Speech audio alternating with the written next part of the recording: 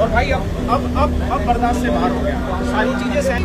Washroom की भी सुविधा नहीं है मैम, पूरे को मैम ना पानी है ना खाना है ना कुछ हो रहा है। आज यहाँ पे सारे के सारे लोग पहुंचो, जितने लोग देख रहे हो हर जगह पे वीडियो को शेयर करो, हर एक बच्चे को, हर एक टीचर को, हर कि आप गवर्नमेंट तक ये मैसेज भेजें कि इस देश के यूथ की बात को आप क्या लाठियों से दमन कर देंगे।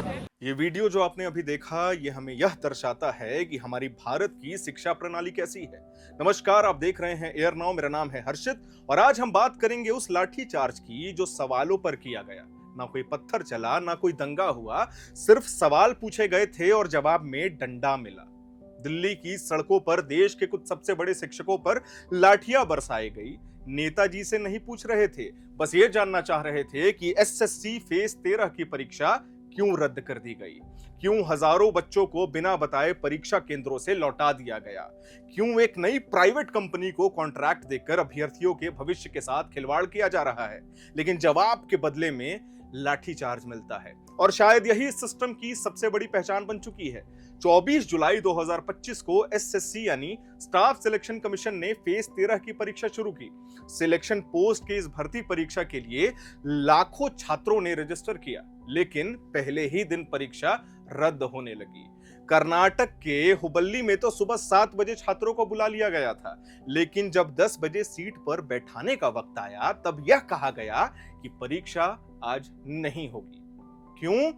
इसका कोई जवाब नहीं है। कुछ को एसएमएस आया, कुछ को नहीं आया, कुछ को यह कहा गया कि तकनीकी गड़बड़ी है, सर्वर डाउन चल रहा है।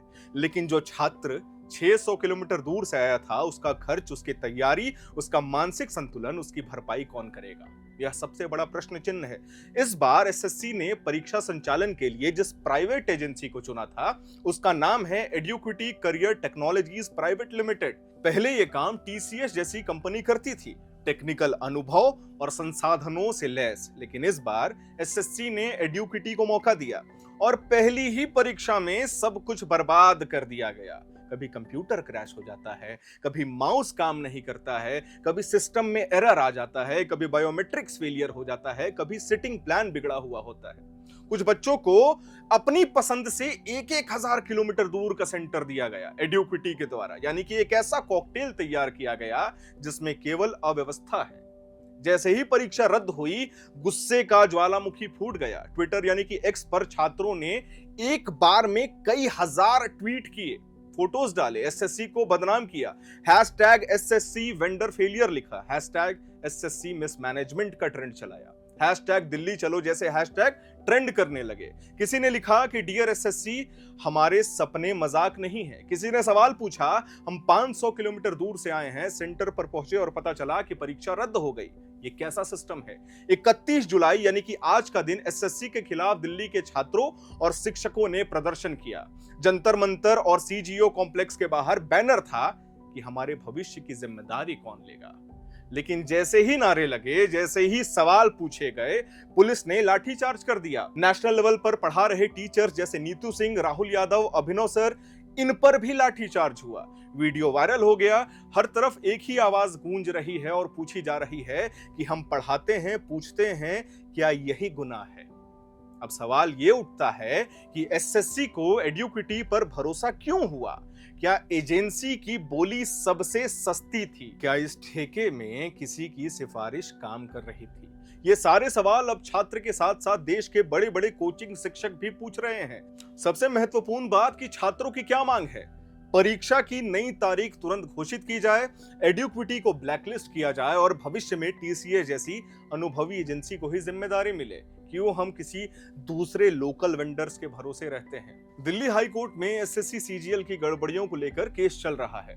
एसएससी को जवाब देने के लिए 4 हफ्ते का वक्त मिला है, लेकिन फेज 13 की परीक्षा पर सुप्रीम कोर्ट ने दखल देने से मना कर दिया है। ये कहा कि एसएससी एक स्वतंत्र संस्था है, यानी कानून भी फिलहाल छात्रों के साथ नहीं खड़ा है। अब यह सिर्फ परीक्षा नहीं रहा, यह आंदोलन बन गया है। जब एक छात्र परीक्षा के लिए सेंटर जाता है और वहां पहुंचकर कहा जाता है कि आज तो परीक्षा नहीं होगी, तो वह सिर्फ परीक्षा नहीं हारता, वह अपना आत्मविश्वास, सम्मान और भविष्य भी हार जाता है। और जब वो सवाल पूछता है तो सिस्टम कहता है कि चुप रहो वरना डंडा पड़ेगा। लेकिन अब बच्चे चुप नहीं हैं, अब टीचर्स भी चुप नहीं हैं। अब देश का छात्र कह रहा है कि हम मेहनत करेंगे लेकिन लाठियां नहीं खाएंगे। जवाब चाहिए, सम्मान चाहिए और सिस्टम की सफाई भी चाहिए। मैं उम्मीद करता हूं कि आपको यह जानकारी पसंद आई होगी। हम एसएससी से जुड़े मुद्दे पर आगे भी आपको अपडेट देते रहेंगे। वीडियो को लाइक, शेयर और सब्सक्राइब जरूर करिएगा। मेरा नाम है हर्षित और आप देख रहे हैं एयर नाउ।